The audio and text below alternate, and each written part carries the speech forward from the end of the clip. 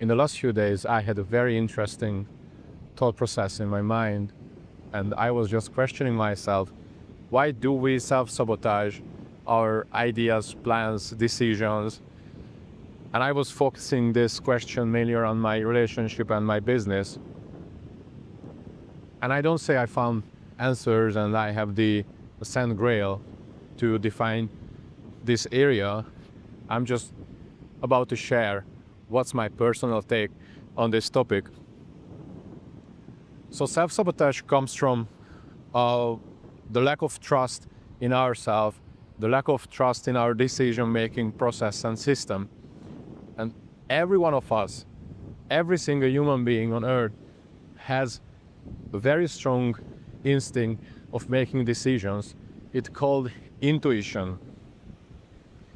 I'm pretty sure you have an experience when you were about to make a decision and your whole body just told you, like, stop doing this, please don't make these decisions. You felt in your gut, you felt in your muscles, you were in tension.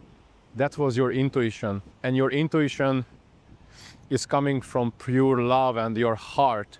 And when you start thinking about something with your logical brain, your brain works in a way, every of your past experience gets into this bucket, and when you have a question in your mind you want to decide about, basically this bucket is full of information, experiences, traumas, events from your life, let's say 20, 30, 40, 50 years, your decision and the idea gets overwritten by your past experiences, by your traumas and life experience. That's why most of the time when we have a new idea, let's say start a new business. If you think about starting a new business, obviously it's not recommended to just do something without spending 2 minutes of planning the business. But if you sit down, plan 55 pages of a business strategy, and you are analyzing your competitors for years, it slowly ends up being a well-planned idea and a never executed business. Versus person B, who has an idea of starting a business, let's say, creating content online and build a personal brand and then monetize the personal brand with digital product. What can you do in this situation?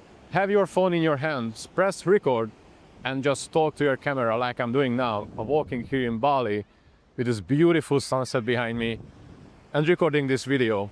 So this is person B. Press record the video, upload to their YouTube, Instagram, TikTok, whatever channel. And if you do it long enough, you will build up an audience who trusts you and will be ready to buy from you no matter what is your product and what is your offer. I have a very wide range of knowledge. I have 6 years of experience in business, online businesses. I built and sold a marketing agency with 6 figures in income on a yearly basis, and I built this agency in just 2 years. And since then, I sabotaging my own decisions every single day. Last year, I built a coaching offer for service-based business owners. I signed clients. After like 2 months, I generated around $5,000 or $6,000 in income. Could be better, but could be worse. It was a pretty good start with basically zero experience. I mean, sorry, not zero experience, but with zero case studies and testimonials, just purely with my story of selling my agency. And after I made this income with this new offer, I started questioning myself, oh, is it worthy enough? Is it valuable enough? Should I create something else instead? And after maybe a few weeks of thinking about this, I switched my focus to work with men and work on their mindset instead of work on their businesses. And I just purely sabotaged my own decisions, my own plan, my own business, and I was risking my financial stability. Self-sabotage is a very common trait for people with ADHD because our brain runs on 200% every single minute. We are always looking for new dopamine and a new idea, a new business, a new tool, a new camera, everything new, or just some new stress in your life can release dopamine in your brain.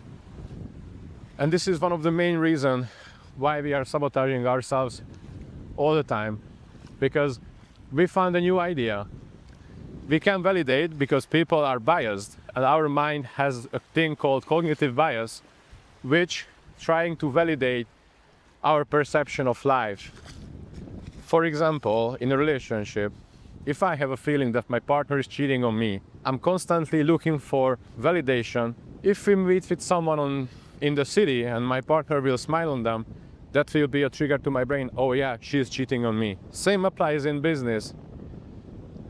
If you are looking for new dopamine and looking for reasons to self-sabotage yourself, validate the idea of your business is not good enough and not valuable enough, one bad comment, one underperforming piece of content can be enough reason for your brain to switch and completely release the original plan and change your direction.